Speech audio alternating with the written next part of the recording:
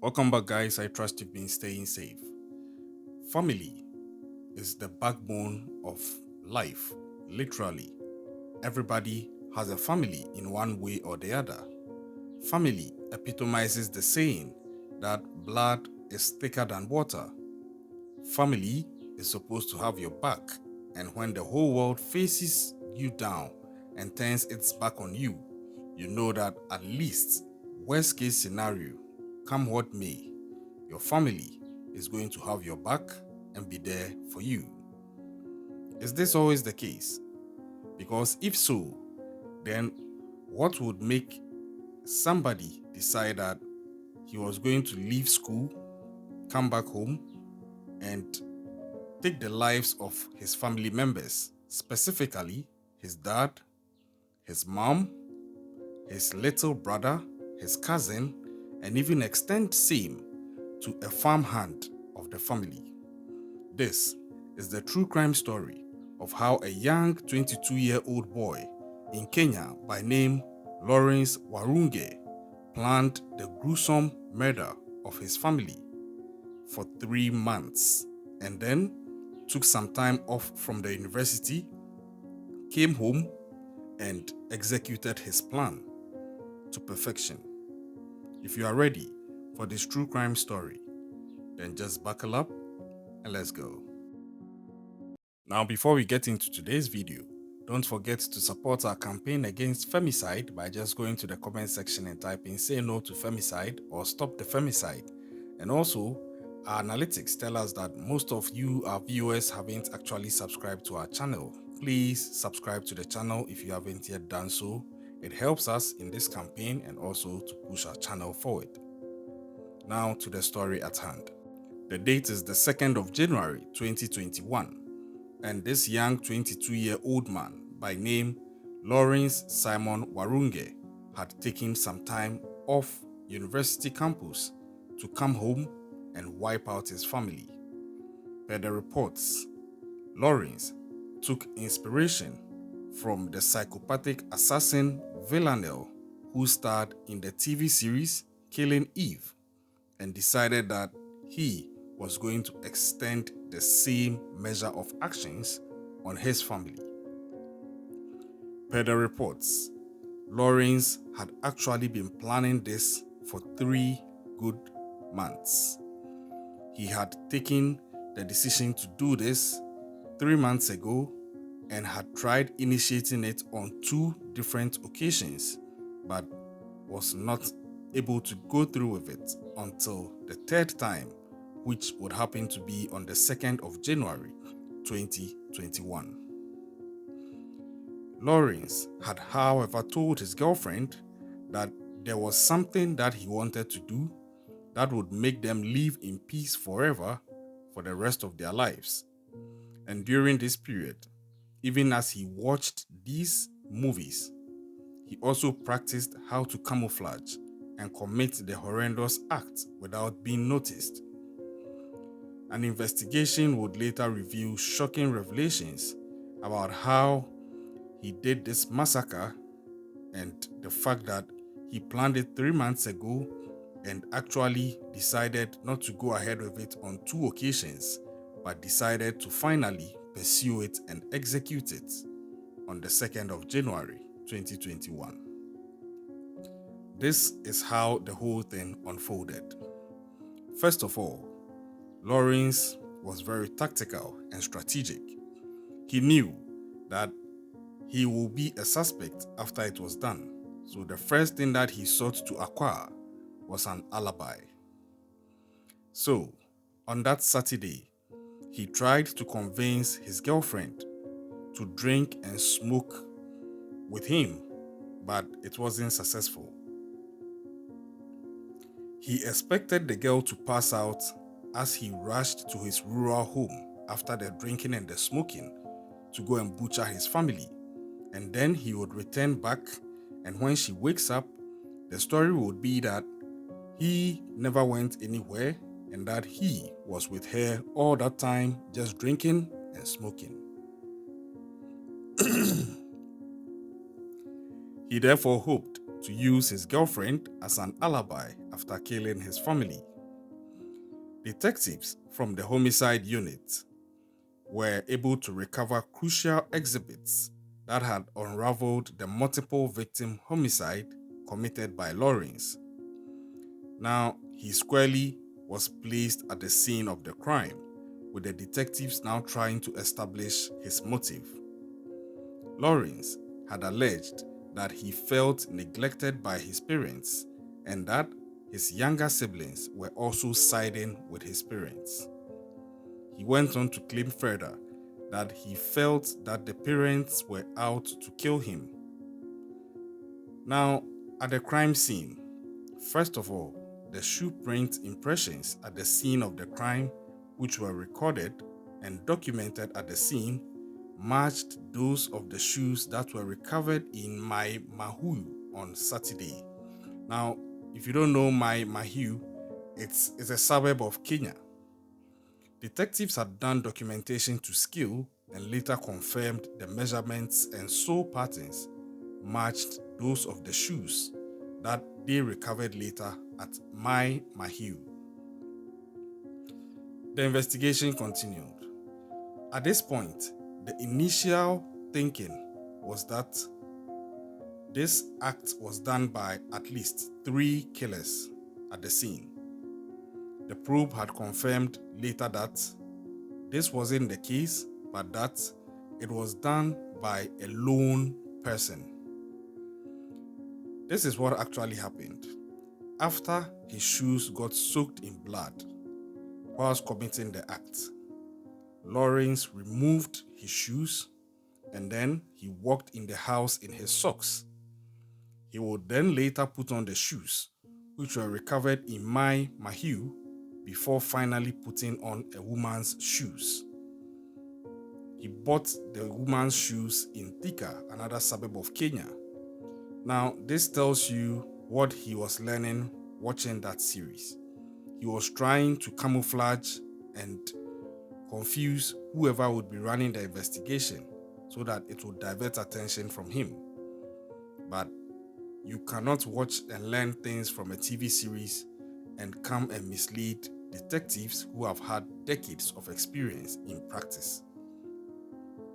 So the detectives, however, managed, through thorough probing and the suspect's confession, to establish what had actually transpired on that fateful day. Lawrence asked his girlfriend to buy him a knife in Thika, and the knife was a 9-inch knife with a metallic handle, which was among the exhibits that investigators later recovered. Now, the suspect also had earlier bought a pair of trousers, a jacket, and a lady's shoes, a piece of wigs, and a female doll. He later cut off the doll's head. Now, personally, I think that this guy, was maybe unhinged to an extent. We'll get to that part of this issue. And I'm not so sure what triggered it. His accusations against his parents could not be substantiated because there were no prior reports and there were no evidence to corroborate same. And his parents were actually dead at the hands of this guy. So I think that he might have been unhinged and something triggered him. I don't know for sure if it's truly from what he was watching on TV. Now, from that point, the suspect also proceeded to Nairobi, where he visited Uhuru Park and Holy Family Basilica. Fearing that he could be searched at the church, he proceeded to one of the supermarkets where he deposited his luggage, which were in a red carrier bag containing the things he had bought, including the knife that he asked his girlfriend to buy for him. So all this was the preparatory stage before the main act. He then left the supermarket with the luggage tag, leaving his bag behind, and proceeded to the church. At around 4 p.m., he went and boarded a Limuru-bound passenger vehicle, and on reaching Limuru, he took another vehicle home in Wangunyu at Kiambaa. This was where his parents and his family lived. So he had done his preparations, he had done all the scouting, He had strategized in his mind, and now it was time for him to execute. Lawrence had now gotten home. On reaching home, Lawrence found James Kinyanju and asked him for a metal bar. James was a farmhand to the family of Lawrence. He was an employee who helps on their farm. When Lawrence asked James for the metal bar, James also went, found the metal bar, and then gave it to Lawrence, although Lawrence did not disclose to James what he was going to use it for. At one point, he was very nervous, but when James asked if he was okay, all he said was that it was simply because he was stressed and that there was nothing else to it. Little did James know that by handing over this metal bar to Lawrence, he was actually handing over the same object that was going to be used to take his life by the same person he was handing it over to. James handed the metal bar to Lawrence, and before he knew, Lawrence caught him by surprise and hit him at the back of his head several times before he proceeded to slit James's throat using the knife that his girlfriend had earlier bought for him. Now, when queried as to why he decided to slit James's neck or throat, Lawrence said that James just refused to die after he kept hitting him with the metal bar, so he felt that using the knife was the best way to go. Now, I think that this is where he started realizing that taking someone's life is not as easy as you see it on TV. And if this guy wasn't unhinged, this would have been his wake-up call that I can't do this, I should stop it because it's not right. But he went on and even decided to switch to a knife and got his evil job done. Now, the blood spatter analysis would later confirm that the blood pattern on the wall curtain emanated from a high-pressure vein, which of course was later determined to be the truth of James. Lawrence did not leave after doing this. He remained around the initial crime scene until around 8 p.m. in the evening when he saw his father, who was driven home in a taxi, coming home. So this guy did this and he was like, okay, part 1 is done. I'm sticking around for the next victim. And he stuck around. So around 8 p.m. when he saw his father being dropped off by a taxi. And this is where the main attack would happen. So shortly thereafter, Lawrence scaled the perimeter wall, and whilst doing so, he actually got electrocuted by the electric fence, but he still managed to get into the compound. This shows the level of determination that this guy had, but it's unfortunate that the determination was all towards the wrong thing. His father had bought some bottles of beer, some of which were recovered in the house after everything had transpired by the detectives. Now, whilst on the compound, Lawrence then saw his mother in the kitchen and he proceeded to the main switch and disconnected the power. He had some paraffin which he sprinkled on a green paper bag and then he set it on fire just outside the kitchen door. Curious to know what was happening, his mother got out, and as soon as she did, Lawrence struck her at the back of the head with that same metal bar with which he had taken the life of James. Upon doing this, the brother of Lawrence, who heard the commotion and rushed to the door, at the point oblivious of the impending danger, was also attacked by Lawrence. Lawrence's mother fell unconscious, while the injured brother also rushed back to the room.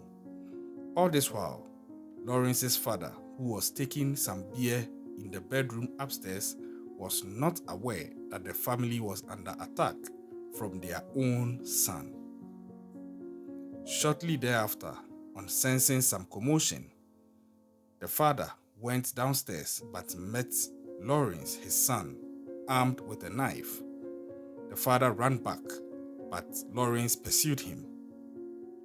Fearing for his life, the father jumped from the bedroom balcony and got injured in the process, but Lawrence still pursued him and caught up with him and inflicted stab wounds on him severally before he finally slit his own father's throat. He would later hear the father attempting to open the gates, thinking that he had actually gotten rid of his father, and realized no, this man was still alive.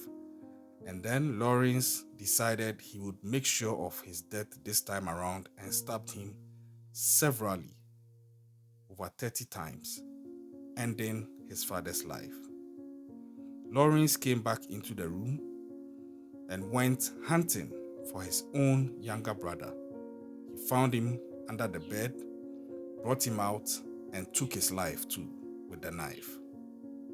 This guy was off the charts as far as craziness and mercilessness is concerned.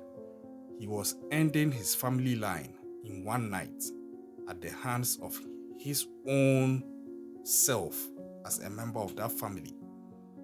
It was not clear what he meant to do to himself afterwards, but he had single-handedly taken the life of his father, his mother, his own brother, and a farmhand.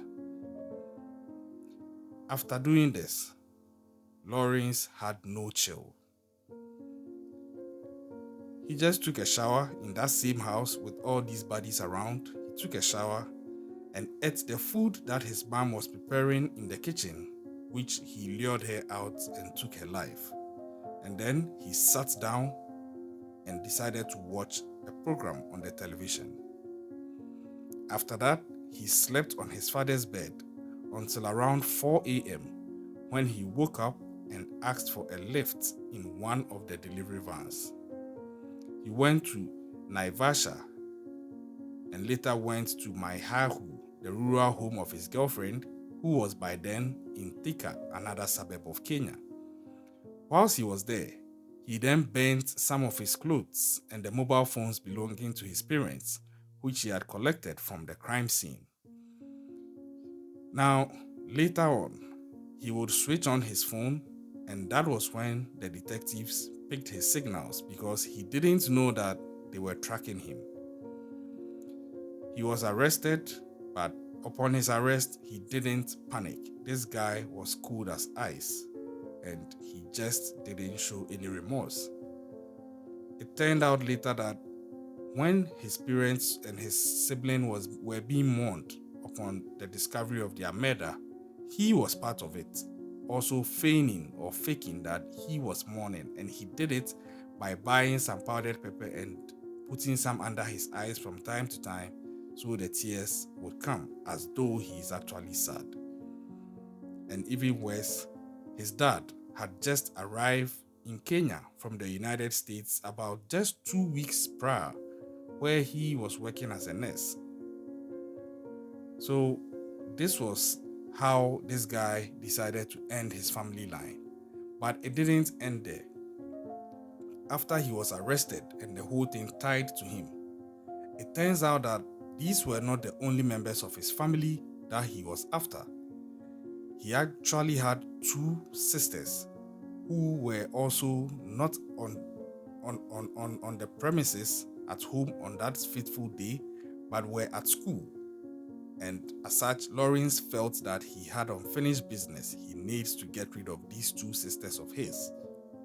This guy is crazy, because if blood is thicker than water is anything to go by, he shouldn't even be on the list of people trying to eradicate his family from the face of the earth. But here he is, leading the charge without motivation from any other person. His sisters were very fortunate because they had left to school the previous day before this would unfold. And Lawrence felt that he had unfinished business to the extent that even after his arrest and remand, he was insisting that he needs to find a way to get to his sisters and end their lives.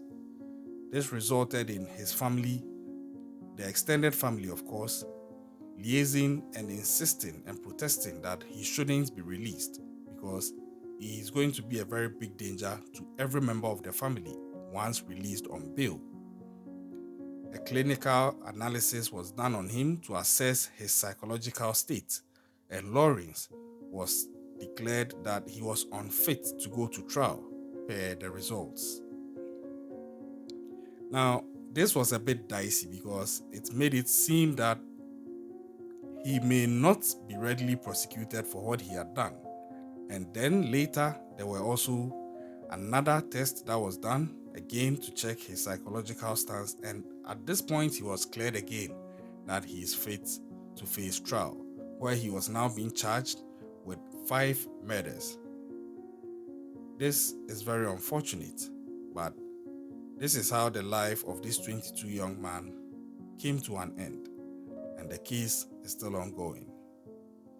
My heart goes out to this family, and in a way, not to glorify this, but I don't know if Lawrence was delusional and thinking he was what he saw in the series, but if that was the case, he still got what he was desiring, because in the end, a TV series was actually curated after this incident on the basis of the story of this incident, and it was televised.